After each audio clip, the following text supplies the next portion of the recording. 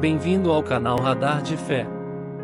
Hoje, faremos uma análise profunda do capítulo 13 do livro de 2 Reis. Este capítulo nos conta a história de dois reis de Israel, Jeoacás e Jeoás, que reinaram num período de grande dificuldade e opressão para o povo de Israel, além de destacar a importância do profeta Eliseu em momentos cruciais. Ao final, reservaremos um tempo para reflexão e oração, permitindo que essa palavra nos toque profundamente e nos inspire a uma vida de fé e confiança em Deus. Convido você a seguir conosco nesta jornada espiritual e histórica, e a abrir o coração para o que Deus quer falar com você através desse texto. Vamos começar? Para entendermos plenamente o capítulo 13 de 2 Reis, é importante voltarmos um pouco no tempo e recordarmos o contexto no qual esta passagem está inserida.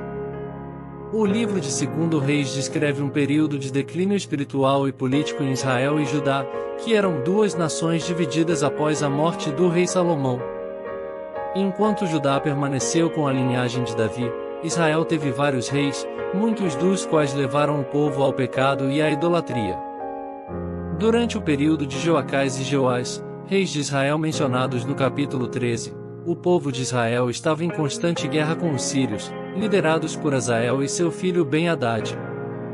A nação estava espiritualmente distante de Deus, envolvida em idolatria e práticas pagãs que tinham sido introduzidas por Jeroboão, o primeiro rei de Israel após a divisão. Mesmo com todos esses pecados e a rebeldia do povo, Deus, em sua infinita misericórdia, sempre enviava profetas para guiar e corrigir o povo.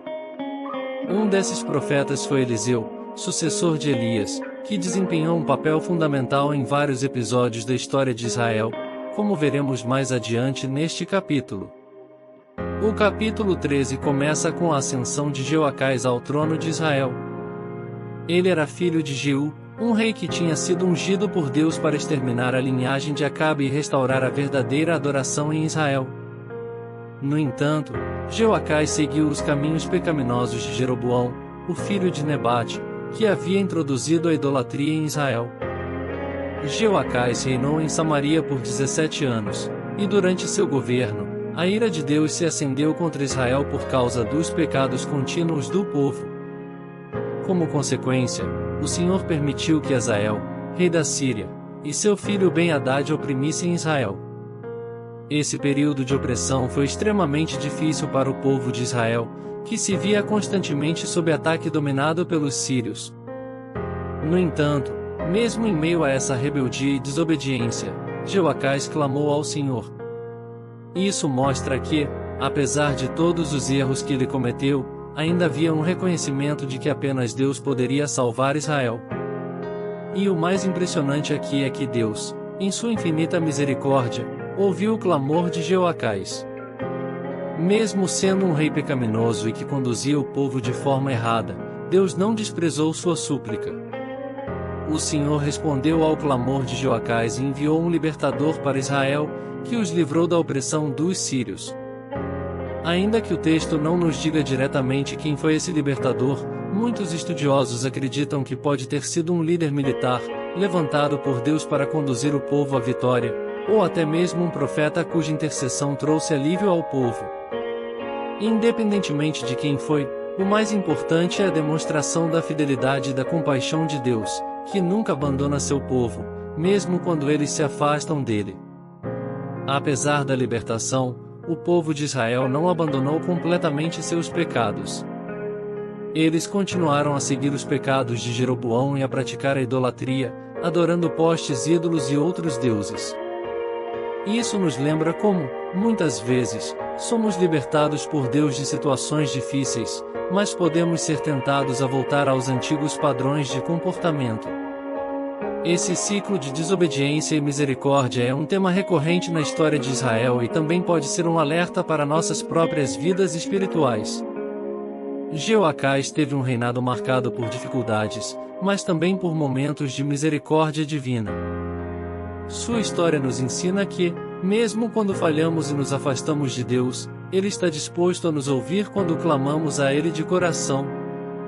Após a morte de Jeoacás, seu filho Jeoás assumiu o trono de Israel. Ele reinou por 16 anos, e assim como seu pai, também seguiu os caminhos de Jeroboão, perpetuando a idolatria e o pecado no reino de Israel. O reinado de Jeoás é marcado pela continuação das lutas contra os sírios e pela busca de auxílio divino através do profeta Eliseu. Um dos momentos mais importantes do reinado de Jeoás ocorre quando ele visita Eliseu, que estava doente, prestes a morrer. Eliseu havia sido uma figura central na história de Israel, realizando milagres, profetizando e sendo um canal de Deus para o povo. Jeoás, ao ver o profeta em seu leito de morte, lamentou profundamente, dizendo: meu pai, os carros de Israel e seus cavaleiros. Essa frase é significativa, pois reconhece que a verdadeira força e proteção de Israel não estavam em seus exércitos ou reis, mas na presença de Deus representada pelo profeta. Mesmo em seu leito de morte, Eliseu ainda tinha uma mensagem de Deus para Jeoás. Ele mandou o rei pegar um arco e flechas, e depois instruí-lo a disparar uma flecha pela janela, em direção ao oriente. Isso era um símbolo da vitória que o Senhor daria a Israel sobre a Síria. Eliseu profetizou que Jeoás derrotaria os sírios em Afeca, até a sua destruição. No entanto, o episódio não termina aí. Eliseu pediu que Jeoás pegasse as flechas e golpeasse o chão.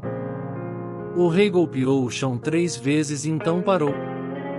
Eliseu ficou zangado com essa atitude e disse a Jeoás que, se ele tivesse golpeado o chão 5 ou 6 vezes, teria destruído completamente a Síria. Como ele golpeou apenas 3 vezes, Jeoás teria 3 vitórias parciais sobre os sírios. Esse episódio nos ensina muito sobre fé e obediência. Jeoás não compreendeu plenamente o que estava em jogo e limitou a sua própria bênção por falta de fé e persistência. Deus estava disposto a dar uma vitória completa, mas o rei não agiu com convicção. Isso serve como um alerta para nós. Muitas vezes, Deus nos dá promessas e instruções claras, mas nossa falta de fé ou hesitação pode limitar o que Ele deseja fazer em nossas vidas. Devemos sempre responder com fé total, perseverança e confiança nas promessas de Deus. O capítulo 13 também registra a morte de Eliseu, um dos maiores profetas da história de Israel. Mesmo após sua morte, vemos um milagre extraordinário que demonstra o poder de Deus agindo através do profeta. Após Eliseu ser sepultado, um grupo de israelitas estava realizando o sepultamento de um homem quando foram surpreendidos por uma invasão de moabitas. Apavorados, eles lançaram o corpo do homem na sepultura de Eliseu. Quando o corpo tocou os ossos de Eliseu, o homem voltou à vida e se levantou. Este milagre nos mostra que o poder de Deus não estava limitado à vida terrena de Eliseu. Mesmo após sua morte, o Senhor continuou a usar o profeta como um canal de milagres. Este evento também nos ensina que a morte não é o fim para aqueles que servem a Deus. Assim como Eliseu continuou a ser uma bênção após sua morte, nossas vidas também podem continuar a impactar outras pessoas, mesmo depois que partirmos, quando vivemos em obediência e comunhão com o Senhor. Agora que refletimos sobre essa rica história e suas lições, vamos nos unir em oração, pedindo a Deus que aplique essa palavra em nossos corações e nos ajude a viver de acordo com seus princípios. Senhor Deus, te agradecemos por tua palavra que nos ensina e guia. Assim como o Senhor ouviu o clamor de Joacás, mesmo em meio ao pecado, te pedimos que ouças nosso clamor agora. Pai, reconhecemos nossas fraquezas e falhas, e te pedimos misericórdia. Ensina-nos a confiar em Ti como nosso libertador, e a agir com fé, sem hesitar diante de Tuas promessas, como Jeoás. Que possamos ser persistentes em nossa fé, sabendo que o Senhor sempre deseja o melhor para nós.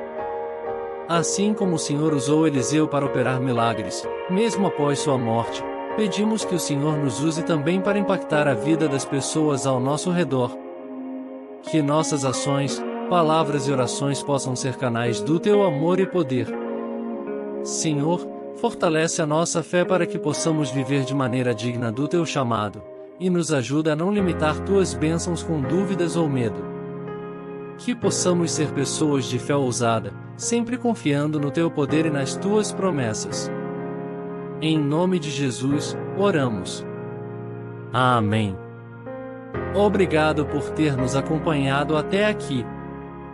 Espero que este estudo tenha abençoado sua vida e que a história de 2 Reis 13 tenha trazido um novo entendimento sobre fé, obediência e a misericórdia de Deus.